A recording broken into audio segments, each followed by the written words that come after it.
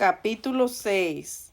Entre tanto, el rey Antíoco recorría las provincias de la altiplanicie.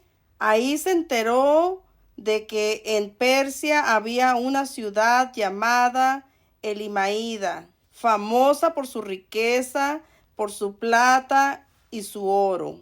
Tenía un templo muy rico, donde había armaduras de oro, corazas y armas que había dejado ahí el rey Alejandro de Macedonia, hijo de Filipo, el primer rey de los griegos. Antíoco fue a aquella ciudad y trató de tomarla y saquearla, pero no pudo, porque los habitantes se enteraron del plan y le resistieron luchando, de modo que tuvo que huir y regresar con mucho pesar a Babilonia.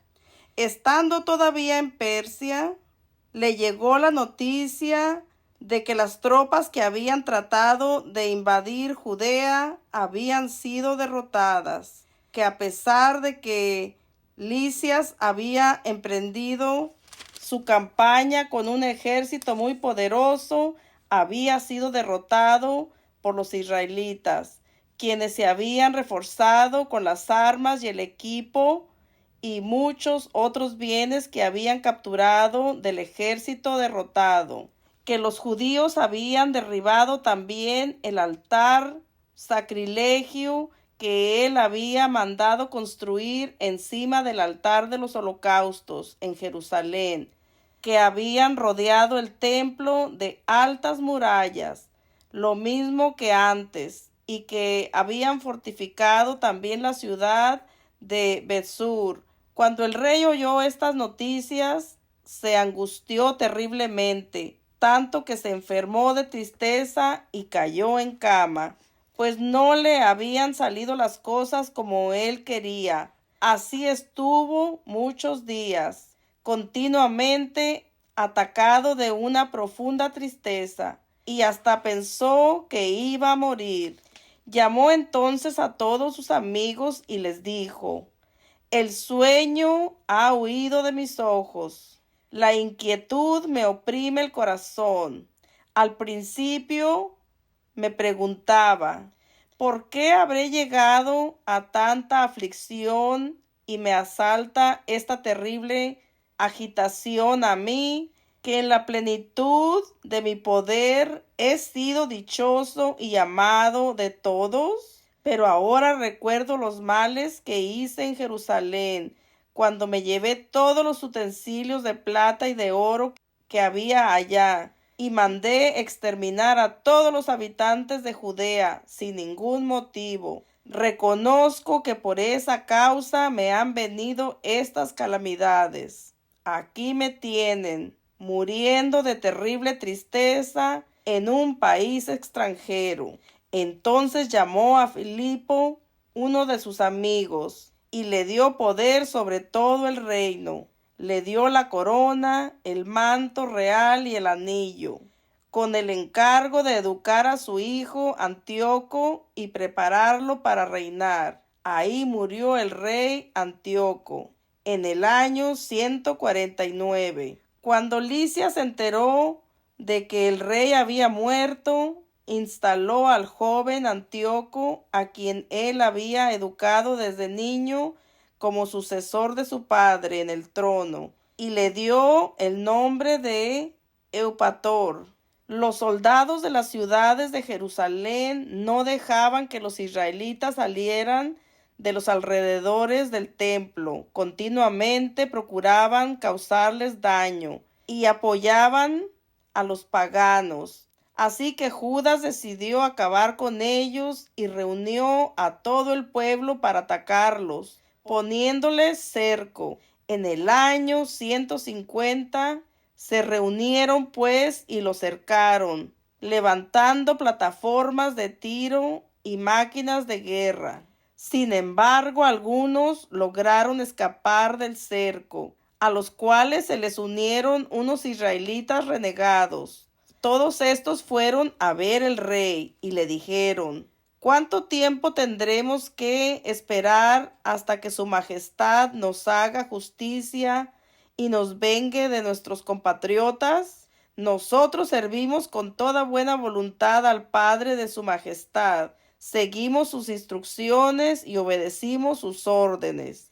Y a consecuencia de esto, nuestros compatriotas han cercado la ciudadela y se han vuelto enemigos nuestros. Más aún, han matado a todos los nuestros que han encontrado y se han apoderado de nuestros bienes. Y no solamente nos han atacado a nosotros, sino también a todos los vecinos de su majestad.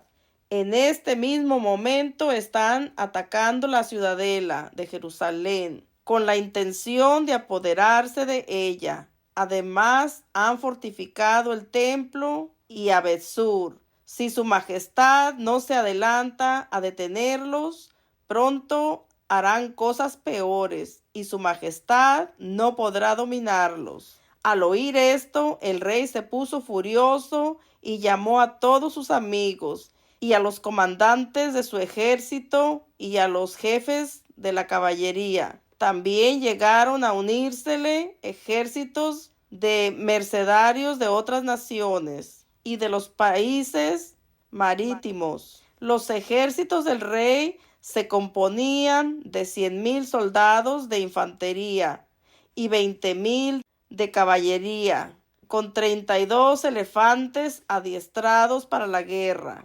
Pasaron por Idumea y acamparon frente a Bet-sur, y durante muchos días la atacaron con ayuda de máquinas de guerra. Pero los israelitas salieron de la fortaleza y quemaron las máquinas y lucharon valientemente. Judas entonces se retiró de la ciudadela y acampó junto a Bet-Zacarias, frente al campamento del rey.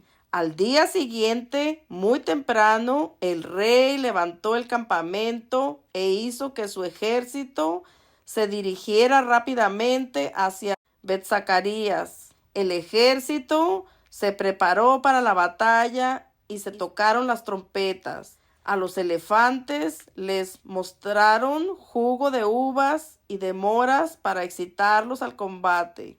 Distribuyeron los animales entre los batallones. Alrededor de cada elefante pusieron 1,000 hombres protegidos con corazas y con cascos de bronce en la cabeza, además de 500 soldados de caballería escogidos. Los soldados habían sido colocados con anticipación en el lugar donde debía estar el elefante y se movían al mismo tiempo que el animal, sin apartarse de él ni un momento. Encima de cada elefante había una torre fortificada, hecha de madera, cubierta con un techo, sujeta a sus espaldas con un arnés especial. Y en cada torre había 3 soldados, además del conductor indio. El resto de la caballería fue colocado a los lados del ejército para hostilizar al enemigo, protegiéndose al mismo tiempo con los batallones. Cuando el sol brillaba sobre los escudos de oro y de bronce, se iluminaban las montañas con su reflejo y resplandecían como antorchas encendidas. Una parte del ejército del rey se desplegó sobre las cumbres de los montes y otra se quedó en la parte baja. Avanzaron con firmeza y en orden. Todos los que oían el ruido que hacía este gemido al caminar y al hacer resonar las alarmas, temblaban de miedo. Era en efecto un ejército inmenso y poderoso.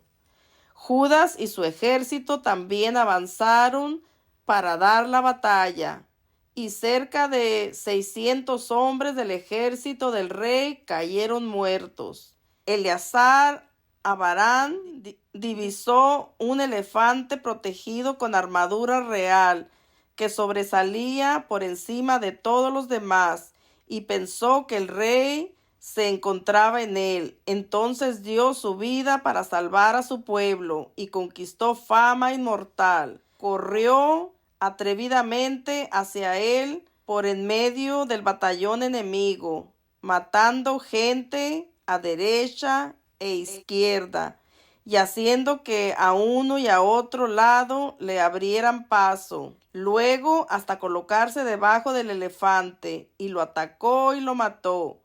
Pero el elefante, al desplomarse, cayó sobre Eleazar, y éste murió ahí mismo. Sin embargo, al ver los israelitas el poderío militar del rey y el ímpetu con que atacaban sus soldados, tuvieron que retirarse. Parte del ejército del rey avanzó sobre Jerusalén para atacar a los israelitas, y el rey puso cerco a Judea y al monte Sión.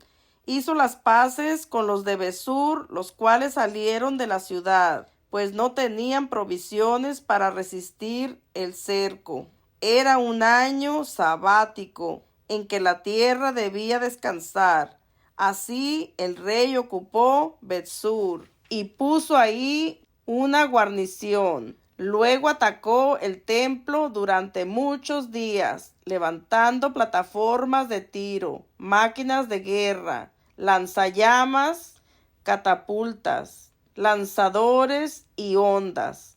Pero los israelitas también levantaron máquinas para responder a las de sus enemigos, y así estuvieron luchando mucho tiempo. Sin embargo, por ser aquel un año sabático, no tenían suficientes provisiones en sus almacenes, y los israelitas que habían venido a Judea de los países paganos habían consumido las provisiones que quedaban. Como el hambre era ya demasiado fuerte, solo quedaron en el templo unos cuantos hombres. Los demás se fueron cada uno a su casa. El rey Antíoco, antes de morir, había confiado a su hijo Antíoco a Filipo, a fin de que lo educara y lo preparara para ser rey. Pero Filipo, una vez que regresó de Persia y Media, con el ejército que el rey había llevado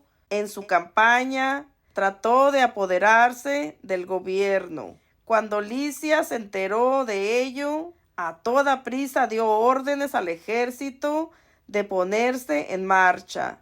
Dijo al rey, a los comandantes del ejército y a los soldados: cada día nos habilitamos más. Nos quedan muy pocas provisiones. El lugar que estamos sitiando está bien fortificado, y además los asuntos del imperio exigen nuestra atención. Hagamos un trato con esta gente.